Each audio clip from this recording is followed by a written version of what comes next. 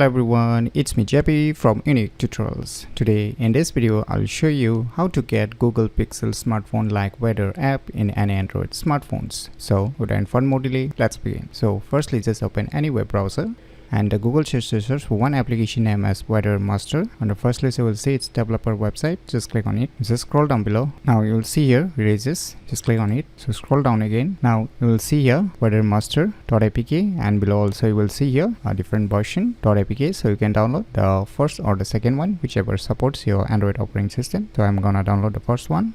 So finally the download has been completed. Now just click on open. Click on install. Now just click on open. Now you can use the current locations by enabling your GPS, or you can choose the respective locations, and third one is import backup, so you can back up the respective location also, and later on you can use it again after reinstalling it. So here I'm gonna search for a particular location. Click on this plus. Now search for the respective location and select the respective location.